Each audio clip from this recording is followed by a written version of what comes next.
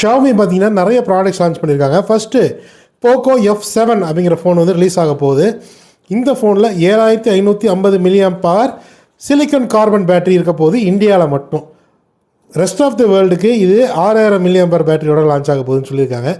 Battery நல்லா தான் இருக்குது, மதர் போர்டு இகராமல் இருந்தால் சரி. என்ன போக்கோ குவாலிட்டி இஷ்யூஸ் பார்த்துக்க. மற்ற ஷாமி நியூஸ்க்கு வந்தோம்னா, ஷாமி வந்து அவங்களுடைய பேட் 7 லான்ச் பண்ணியிருக்காங்க.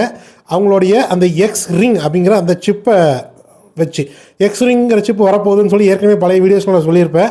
இப்போ அந்த எக்ஸ் ரிங் சிப் வந்துருச்சு. அதை வச்சு தான் அந்த பேட் 7 லான்ச் பண்ணியிருக்காங்க. அது போக ஒரு ஸ்மார்ட் கிளாஸஸையும் லான்ச் பண்ணியிருக்காங்க. கூகுளோடைய அந்த கிளாஸுக்கும் இந்த ரேபான் கிளாஸுக்கும் போட்டி போடுற விதத்தில் கிளாஸும் வரப்போகுது. அதுக்கப்புறம் வந்து பார்த்திங்கன்னா ஒரு எஸ்யூவி ஸ்போர்ட்ஸ் யூட்டிலிட்டி காரையும் லான்ச் பண்ணியிருக்காங்க. இது வந்து எப்படி இருக்க போகுதுன்னு தெரில. S7 மேக்ஸு அந்த மாதிரிலாம் பேர் வச்சுருக்காங்க. ஸோ எப்படி இருக்க போகுதுன்றதை பார்ப்போம்.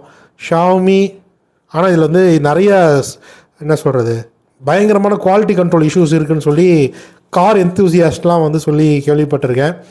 ஸோ வந்து ஒரு ஷாமி அந்த ஃபோன் மேனுஃபேக்சர் பண்ணுற கம்பெனி வந்து ஒரு கார் செய்கிறாங்க அப்படின்னா இது ஃபஸ்ட் ஜென்ரேஷன் ப்ராடக்ட் வேறு, கன்ஃபார்மாக நிறைய இஷ்யூஸ் இருக்கும்.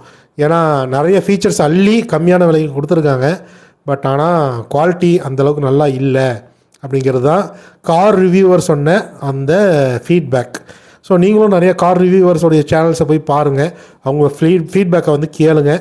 கேட்டுட்டு அப்புறம் உங்களோட முடிவை எடுங்க. சப்ஸ்கிரைப்.